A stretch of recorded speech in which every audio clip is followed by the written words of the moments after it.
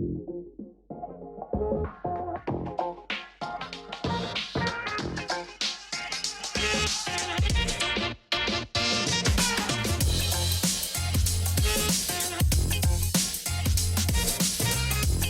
everyone. This is your host, Akil Jabbar, and welcome back to another episode of SaaS District. In today's episode, we'll be talking about data-driven strategies for hiring excellence and retaining top talent. Today, we have our guest, Neha Naik, joining us. Neha is the founder and CEO of RecruitGyan, a human resources company specializing in recruitment consulting, business staffing, and interview preparation with a focus on technology startups. Neha accelerates company growth by attracting top talents and motivating investors. She's an official member of the Forbes Business Council and has founded multiple ventures, including RG, the Sleepy Cub, Creative Arc, and Triad Partners. So welcome, Neha. Super excited to have you on the SaaS District show today. Thank you for having me. Super excited to be here. And thank you to all the listeners who are listening in. Excited to talk. Yeah, impressive career yourself, but you're an expert in career planning, recruitment. You're also a certified sleep consultant, and so I'm curious to know a little bit more about that. How do you work? Maybe start with that. Something simple, So founders listening in, they need help to, sleep is ultimately super important, right? To operate at a high level. What are some tips there? Yeah, so I would say that the reason I started that business is being a founder of a startup myself. A couple of years ago, I had kids. So I have 2 kids. I have a 6-year-old and a 3-year-old, and routine and discipline and healthy sleep is a priority for our family. Because otherwise it's really hard to get things done, as people who are listening in with kids probably know, right? And so for me, it was really important that we instill healthy sleep hygiene from the get-go with our kids and really allow them to experience self-soothing and just kind of discipline in a way where, hey, you know what? It's bedtime for a reason. This is when your melatonin kicks in. So I basically work with other families who are struggling to get their kids on healthy routine, healthy hygiene, so that the whole house can sleep better. Nice. Love it. That's probably making more difference than any other venture out there, right? Yeah. Yep. A huge difference. Yeah. Cool. So let's start with kind of best hiring strategies. And so we have growing teams here. A lot of founders are always looking to hire talent, improve their process to make sure that their funnel gets better in terms of hiring people. So how do you use data to tell a story? And then from there, put in place best hiring strategies for your growing team? Yes, I think, one of the things is data tells a story, and it's a very objective story. Nobody can argue with data, right? And so in our business, and when we work with clients, data is the language of our business. It's how we do business. So everything with us starts at data. That's the bare minimum foundation. A lot of companies or even recruiting agencies, data is not something that's important to them, but it's important to us and my team, because when we work with our clients, we can use data analytics and really identify any trends in the recruitment funnel or any bottlenecks, really, and understand the characteristics of successful hires, right? And so again, using data from market research, from internal success metrics, we really align this with our clients' hiring strategy that is directly relevant to their business objective. So when we look at doing, some type of a org chart, for example, right? We want to make sure that we're making these decisions strategically. And the way to do that is to really use data at the backbone, right? And then not just, building an org chart, but then how are you attracting the right candidates, right? How is our offer stacking up against the market, against, some of the other competitors, right? And so basically allowing us to use this data-driven approach, we're really able to make informed decisions and guide our clients in a very objective way where things make sense, because we can prove to them that when you do things a certain way using data, then you're going to have high retention and you're going to get the right people on your team, which ultimately is going to lead to just really good productivity output. But what would you say are some of the top data, the metrics that, when you're talking to your clients and you're trying to compare and show and highlight against the industry? For example, obviously, salary might be one of the biggest ones. What are some other maybe top 3 or 5 metrics that really make a difference in being able to go out and present to their prospective employees? Yeah, I think the other metrics are how many interviews they have to get up to the hire. What types of interviews are they looking at? Are they looking at quantitative, qualitative type of interviews? What is their fill rate, right? So if the position's open in January, how many months or weeks is it taking them to fill the position? Now, once they fill the position, how quickly are they able to get the candidate onboarded and ready to go, right? And then how is the candidate doing, 60 to 90 days after? their hire. So we look at all these. And then also the biggest thing is like retention and turnover, right? So how did the interview process relate directly to the candidate staying in the company or leaving? Because I do really think that, if you use data the right way, the strategic way, then you can map out your interview process, but you can also make, really, really good educated guesses into what's going to happen with that, employee when they stick around, right? So interviewing, the first impression is really key to us. But these are just some of the metrics that we really advise our clients on. Cool. And then, so you also work with hiring managers, right? And helping them set up best interview practices. How do you go about training them so that they can then also bring in and hire, which we all look for is, high caliber A talent to our team, right? Especially at the beginning. Yeah. And I want to start off by saying that, a lot of times hiring managers, haven't really interviewed. And it's not a bad thing. It's just that they were working on the actual priorities, right? Especially at startups. And so when I work with hiring managers and it's their turn to interview, it's almost like, I don't know what to do. I don't know what to ask. I don't know really how this is going to be a bigger part of the puzzle, right? And so when we work with hiring managers and when we train them, we really teach them how to set clear expectations with the candidates and with their team members. We teach them how to craft or help craft compelling job descriptions and how to conduct effective interviews, right? And so basically, when you look at conducting effective interviews, we want to remove any and all bias, right? We want to make sure you're asking behavioral questions. So yes, skills and experiences are great, but especially if you're a startup, behavioral questions are important because we want someone who's a team player, someone who's going to not need micromanaging, and someone who can literally take ownership of things and run with it, right? And then also understanding the importance of cultural add to the team, because that's also really critical. And a diverse team is a healthy team. A diverse team experiences less turnover, right? They have higher retention. And then also we work with them in creating like test projects or real life scenarios where, we do some type of a paid assessment with the candidate and work with hiring managers to kind of get that out there, because it's a good way for hiring managers and candidates to work with each other before they officially work with each other, right? And so doing all the things, we ensure that we are then basically allowing for hiring managers to only attract the high caliber or the A talent, right? The A+ players that are out there that are actually going to be interested and they're going to give to the interview process and really make themselves a part of the team instead of like just a chore that they have to do. Right. I'd actually want to be there. Makes sense. So, one part is, attracting them, bringing you on. You have the interview process nailed down. You have the hiring process nailed down. Now we're able to bring on a talent. But another important piece of that is being able to actually retain them, because, that's all just part of the beginning. But when the work actually starts, then it's a different thing and you're embedded in the team. So one, why does retention matter? And then more importantly, what are things that you've seen that founders can do, especially in the tech startup space, that can do to retain the top talent, especially in today's market? Yep. And I think retention is a huge, huge deal for me, because I know that since COVID, we saw a lot of companies really take a hit with retention, right? Like their turnover skyrocketed, a lot of it because, people had to stay home with their kids. But a lot of it was there were other companies now, putting together really competitive offers and remote benefits and all those things. So that I remember going through that with my clients specifically back right around when COVID started. So one of the things I want to say, with retention is when you, think about retention, you want to think about how critical it is when you want to retain a high value member of your team, because they can really have a significant impact on the team morale, the productivity, and also the business growth, right? And it's very expensive to hire and onboard and train a new person and then expect them to meet the same metrics or same productivity as somebody who's been there with you. So you want to think about kind of like a customer acquisition cost, right? It's always cheaper to sell to customers that you've sold to than to acquire new customers. And it's very similar in recruitment. Now, how can founders really help, right? And this is one of my favorite things to talk about. So obviously you want to foster a culture of, growth and inclusivity and equity, right? You want to be transparent.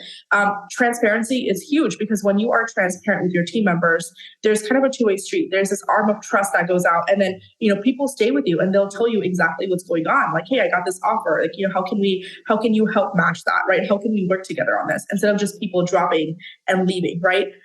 Also, then we want to look at work flexibility, right? So there's going to be that constant debate on like hybrid versus in-person versus fully remote, but offering some type of a flexibility where it's a healthy mix of each is going to go a long way for companies as well. And then of course supporting learning and development. right? So knowing that your employees are also people and they want to learn and they want to grow with the team, and really encouraging that, and allowing for that, giving some type of an incentive or bonus for them to pursue whatever it is that they want to pursue. And then any type of achievements, right? Celebrating achievements, celebrating wins, and also celebrating failures, right? Because once you are cumulatively failing and you're cumulatively succeeding, then people are going to know that you respect them regardless of where they are, right? You're not just going to drop them because they had, clients let go or whatever. So really kind of celebrating whatever is happening within your team, within your, company culture is really going to allow for a high retention. So one important point that you mentioned, which is around company culture. And that's something I think, maybe a lot of founders, some founders think about this early on when they're initially building their teams, but a lot of times they're so focused on the product that they forget about what the importance of company culture is. And then down the line, I think maybe a lot of listeners can relate to this, is they're trying to figure out how to shape now their company culture. Either they'll talk to other founders, they'll see what works, and then maybe try to get some ideas. But how do you envision, what does an ideal company culture look like? How do you shape it? And then because once you have that, I'm assuming your recruiting costs drop, you increase the quality of caliber of talent that you get in, but also referrals as well, right? So to help you with building your organization. What do you suggest there? Yes, and I think I like what you said, that when companies are first starting out, they really care, like founders really care about culture, and then you start to kind of see that fall apart, right, as the company scales. Because of course, not everything can be scalable. But a couple of things that they can do is, first of all, make sure that your company's mission, vision, and values are out there. Like, people know exactly what you stand for. So when you build anything, whether it's interview process, whether it's your onboarding process, whether it's your performance reviews, whatever it is you're building, have to be in line directly with the company process and the company mission, vision, and values. A lot of people actually forget that, right? A lot of founders will have these really pretty, beautifully written mission, vision, values, and then what's happening inside is a total contradiction of what they believe in. So you want to make sure first and foremost that everything is in alignment, because people are going to start seeing through the smoke and they're going to start understanding that this is really not what I signed up for, right? The other things are, which I touched on in the earlier question, is this behavior of transparency, right? We no longer have the CEO on the 50th floor locked up in a corner, right? Like, now founders are very much out there, they're on Slack channels, and they really want to be a part of the team, right? So encouraging flat hierarchy, encouraging people to reach out to them if they have any questions, if they have any doubts. And that allows for just increased collaboration, increased transparency. And don't we all love being at a place where we feel included and we feel like people care about our opinions? Like, yeah, we want to feel like there's a place for us as human beings. We want to feel safe and we want to feel needed, right? And so those are the psychological triggers. So as founders, you want to make sure that the people that work with you, work for you, they feel safe. They feel like they can share their thoughts, their processes, their opinions without feeling like, there's something's going to come at them, basically. And then really, I always say, surveys, anonymous surveys every quarter are amazing, because then you're really going to understand what's going on with people, and people aren't going to be afraid to speak up. So getting into this habit of anonymous surveys every quarter and asking people for their opinions, right? Asking them honestly, what can you do as a founder or as leadership to help them feel better here?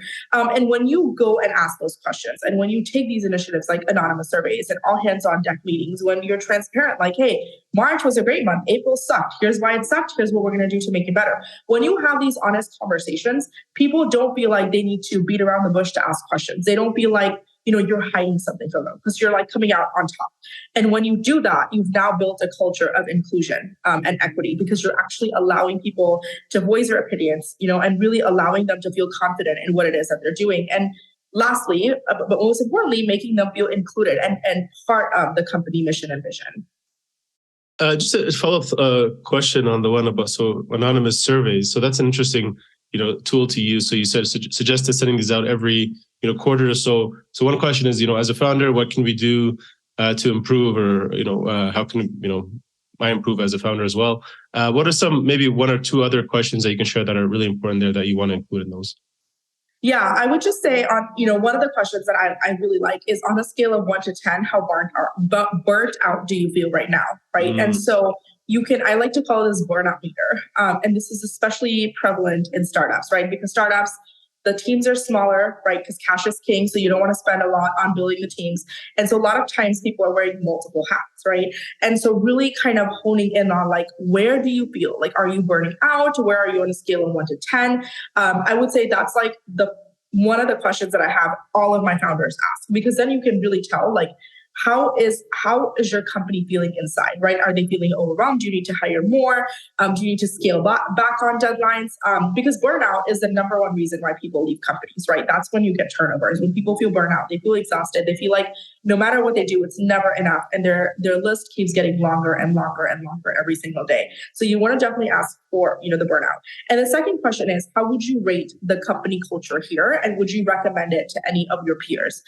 This is another question that I really like, because again, it really honestly tells you or the founders like, hey, how are other people rating the culture here, right? And so if you're getting a lot of like 1s and 2s and 3s, out of 10, that's probably not a good sign, right? And you want people to bring in the referrals, because when you get more referrals, ultimately that's what's going to cut down your recruitment cost. It's also what's going to cut down your retention, because the person that now has brought someone over is not going to leave right away, right? Because now they've, kind of invested in this other person joining the team that they've recommended. And then the third thing is just kind of asking them, what they like to do, like what are some changes they would like to bring to the organization that they don't see yet, right? So whatever that may be, what they want more all hands on deck meetings, they want a company offsite, they want to have like, pizza day, Friday, I don't know, whatever that looks like. What are some changes that they would want to implement? Because that makes the employee feel like you're actually asking them for what they want changed. And then it makes them feel like they're listening to what I have to say, right? And so typically then once you get, and there's obviously, I like to ask 8 to 10 questions in a survey, depending on the team's goals. But then you want to get those results together and you want to have a meeting and talk through some of the key themes that popped up, right? So for example, one of my clients, one of the themes that popped up was one of the managers was a micromanager. And because of the surveys, we were able to point like that team had the most turnover because this person was a micromanager. And people were kind of getting tired of that. Right. And when we did the anonymous surveys, it was like, okay, we just had to have a chat with, or the leadership had to have a chat with this manager. And then everything kind of started coming back to normal because they understood what was wrong. So it's a lot of like using, again, data to form decisions. And in this case, we're going to use, survey data and really form decisions on hiring teams and management, and also making sure that the people feel, included and respected. Yeah, those are great questions. I love them, and I haven't thought about it, but yeah, the burnout one I think is super important. Maybe people are maybe more reluctant or fearful of maybe expressing. Maybe some are not, but when you kind of put it out there and rate it from 1 to 10, it makes it a little bit easier to put yourself in and bring it up. So cool. I want to talk about kind of the last topic here, which is a hot topic in today's here in May 2023. We're talking about AI. So how do you see, key role of using AI, in May 2023 for recruiting, retaining top talent, or just using it in general for, HR management? Yep. And I'm one of those people where I think that we can work with AI, right? I know a lot of people are like worried they're going to lose their jobs and they're kind of having panic attacks, right? But the thing is, I feel like anytime our civilization goes to the next step, we have to kind of work together with what comes to us, right? We cannot get into this mindset of like, oh my gosh, I'm going to lose my job and this is going to be the worst thing ever. So for me personally, I feel like AI is there to really help the recruitment process and really streamline and automate a lot of recruiting, right? So if you think of like sourcing candidates, there's a lot of great AI tools, finding candidates, that you have screening resumes. They can do a quick review of the, resumes, scheduling interviews. You can tell them a calendar connection and an API, and then they can go ahead and schedule those. And even predicting candidate success, right? So based on the parameters and based on the data from the types of candidates this company has hired, is this candidate that we're interviewing, what is the probability of their success, right? And so what that allows for recruiters and, hiring managers to do is really free up time to do more interviews, right? Because I feel like you still need a human to talk to people about what the company mission, the vision, the values are. You want a person to, really deliver on that. So we can then really, focus on high value tasks and decision making and high value communication, right? Where we can actually tell the candidate what it is that they need to know, what's going to make their role successful, answer any questions in real time so that the candidate feels like their questions are being answered, right? So basically, I feel like it's kind of, a good working relationship, right? So AI can also analyze data and identify patterns and predict employee turnover, right? And so when you do that, then as recruiters and hiring managers, we can make proactive decisions, right? And address potential issues before it gets too severe, before we have a ton of turnover, right? AI can also personalize learning and development plans for each employee, depending on what it is that they want to do. And so again, recruiters and hiring managers' roles are going to change slightly, but it's going to be for the betterment of the candidates. It's going to be for the betterment of retention. And it's going to allow for us to work together and ensure that ultimately, when we hire people, we don't lose them. And when we do hire them, we're actually, taking their success into account, not just as an employee, but as a human being, right? So that we can help them professionally, personally, all areas of life. And AI can really help us do that. Whereas before, we probably wouldn't have the manpower to do it ourselves. Yeah, it's interesting, right? I think I always get fuzzy, because we're talking about human beings here, and the AI is how it's been. As much as we think it's great, I think it was Amazon, right? They built this tool years ago. They spent hundreds of millions of dollars of it to hire top talent and be able to do better, make better decision making. But in the end, I think the net, the result was they kept hiring men or something like that. And then the AI just got trained to learn that because there's more men who apply for this position, we end up hiring more. It ended up choosing them. So, and then they end up killing that project, right? So there's hundreds of $1 millions wasted. And then, so there's so many examples like that. Like you mentioned, okay, maybe there's some signals of people wanting to, are about to turn over, right? So what is it? They're just sending less emails, or what are they doing? They're just detach from their work and, maybe taking less calls. But I mean, there's 100 things that could go wrong there. That could be something else, right? So yeah, I'm kind of interested to see where it goes. I think it's really about finding a tool that works well with the organization, right? There's a lot of AI tools and we're going to see a lot more, no doubt. But it's really about, keeping the human-centric approach, right? So the human beings are going to make the decisions, the final decisions. The AI is going to help with analytics, with data, with some of the grunt work, so to speak. But at the end of the day, we can't throw everything over to AI, right? It's a tool to use in addition with what, the recruiters and hiring managers are doing. Yeah. Do you have any special or favorite tools that you guys use in the recruiting world, or you would recommend to founders? So, it's interesting. A lot of the applicant tracking systems now have an AI component. So for example, we use Notion Dashboard as one of our, applicant tracking systems that we have our clients kind of use as well. We track the candidate progress and all that stuff. And it's really cool because it will remind you, hey, you need to follow up with Nicole and reject her for this role. You had a call with her on Thursday, so you can kind of program it to send you reminders. You can program it to schedule emails. You can program it to even create dashboards for your team. So when I jump on a call with the hiring manager, I can say, hey, look, let me share my screen. Let me share with you what Notion AI has said about this role. It's been open for 90 days. These are the stages where we're really losing candidates. How can we make that better? So I think that has been a tool that's been really helpful. And then, of course, ChatGPT is great for sending catchy sales emails and stuff like that. Now, I kind of am a little, in between there, only because I always like to look at the email and correct it and make it sound a little bit more human-y, if that makes sense, instead of just copying and pasting what ChatGPT says. I know a lot of people are doing that with their social media content, with emails, but for me, I do like to throw in the human-centric approach. But at least ChatGPT is doing some of the research for me, right? And then I can go in and say, you know what, that number is actually not right. I'm going to change that. But just using it in things like that. But, showing data, I think that's huge. For me, that's, the biggest thing is putting together data of roles and then saying here's what we recommend for this particular position has been instrumental. Yeah. I mean, so Notion AI is fantastic. Cool. Neha, this has been great. I appreciate you sharing all this. I think we're going to go over to the final part of the interview, which we go into the kind of rapid fire questions. Are you ready for that? Let's do this. Let's do it. All right. First question, Neha, what's one activity you enjoy outside of work that gets you into flow state? I would say I love to jog and run, and then spending time with my kids. I would say the two things that always make me feel better, no matter what's going on in my life. Mm-hmm. If I get my heart rate pumping and get some cuddles and kisses with my kids, I feel like I'm on top of the world again. Nice. Imagine, and then one day you're going to be going on jogs with them, and then it's 2 in 1. Yes. Right? Yeah. What's one piece of advice you wish you had known, and if you can go back, you would tell your 20 or 25-year-old self? Yeah, I would say the biggest thing is that I would tell myself is don't be afraid to make mistakes or fail, because ultimately It's the failures and your capacity to make mistakes that's going to stretch your comfort zone, and you're going to learn something new. And so I know as society, like we're told like failing is bad and blah, blah, blah, blah, blah. And, but I think really going back, just knowing that as an entrepreneur, like failing and making mistakes are part of your growth curve. It doesn't mean that you're done. It means that you're actually one step closer to success. And so that's something that I wish I told my younger self. Nice. What are some of the biggest challenges you're currently facing in order to continue to grow RecruitGyan? Meaning, what keeps you up at night these days other than your children?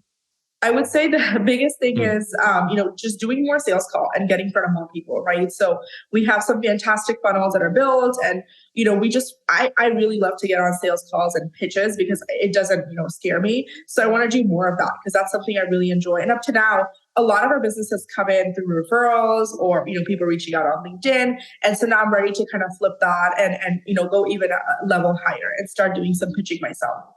Nice. And what kind of companies are you looking for? Is there some special companies or special roles that you guys specialize in that maybe you can pitch here? Yeah. So we have a couple of different packages. I would say the biggest thing is our recruiting is, for startups, ideally tech startups, but we also are working with a shapewear company right now. We're working with a construction company. So I think really just technical roles within these startups, I think is great. We also have an employee transition package, which is really great. If, your leadership has had to lay people off, we are going to work alongside your team members that were laid off and help them get ready for their next job search. So I would say those are the two primary things that I want to, work with people on. Cool. Who or what are some of the best 3 resources? It can be books, people or mentors, or people you follow in the space who you say have been most instrumental to your success over these last few years. Yeah, I would say I love that book. All of mine are books. So Never Split the Difference by Chris Voss, because it's really good about negotiating, and it's really good about not just negotiating with clients and teams, but also at home, with kids, right? Because if you have kids, there's always some type of a negotiation going on. The second was Atomic Habits by James Clear. I really like this book because he talks about, incremental shifts, right? And so I really like that because a lot of times, when people, go on diets or, start being healthy, they just go really, really crazy about it. And then they are not able to accomplish their goals. So he talks about, making those incremental changes. And I love that outlook, right? And so I really like that. And then my final one is A Happy Pocket Full of Money by Devin Chakandi. I'm really big into manifestation and all that. And so the way he breaks it down, the concept of time and, how do you actually measure success and self-worth? It's really good if you are struggling with some old programming, right? Because I was a daughter of an immigrant. So my money programming was very different. My money programming is very different than what my dad had taught me. So I had to kind of clear that out so I could go to my next level of achievement. What was that last book that you mentioned? Happy Pocket Full of Money by David Chakandi. Happy Pocket. I've never heard of that one. Another similar book that helps with the money programming that I found is called Die with Zero: Getting All You Can from Your Money and Your Life. That one's a good one as well. So, but Die with Zero. Okay. Okay, I'll do that. So we talked about the programming around what does success mean. So that's our next question. What does success mean to you today? Whether that's personally, business, financially, life. There's no right answer. Yeah, so I would say success to me is just being able to have, my life, my working life, and just really doing things that I truly love, right? Where it doesn't feel like work. It feels like, wow, I'm actually changing the world. And then again, having a stress-free life, right? Not having to worry about mortgage or my kids' education and stuff like that. Because then you kind of, you kind of attain this freedom, right? Financially, but not adding any personal stress to that, right? And so I would say those are kind of my 2 definitions of success. Nice. Awesome. This has been great, Neha. I appreciate you sharing those. Last question. So, where can founders, anyone listening in, get in touch with you, learn more about you, and also learn more about your company? Yeah, so you can go to my website, which is recruitgyan.com. So RecruitGyan.com. And then you can also email me at neha.naik, neha.naik @recruitgyan.com. And then, of course, I'm on LinkedIn as well. So you can find me on LinkedIn as well, and we can connect. Perfect. Awesome. We'll put all those into our show notes. So if you guys want to connect, make sure to say hi and reach out to Neha. So thank you. Thank you once again for joining SaaS District today. Appreciate it. Thanks, Akil. Happy to be here. Thank you. Cheers. Thank you all for watching this episode and joining SaaS District today. Don't forget to like, subscribe, and hit the bell for future episodes where we interview top leaders in the SaaS industry. If you're a SaaS company looking to grow and unlock the true value of your business, get in touch with us at Horizon Capital, and myself or one of our consultants will provide a free assessment to help you get there and hit your goals. If you have any feedback or suggestions for this podcast, please comment down below and help us improve our content for you all. Thanks again, and see you on the next one.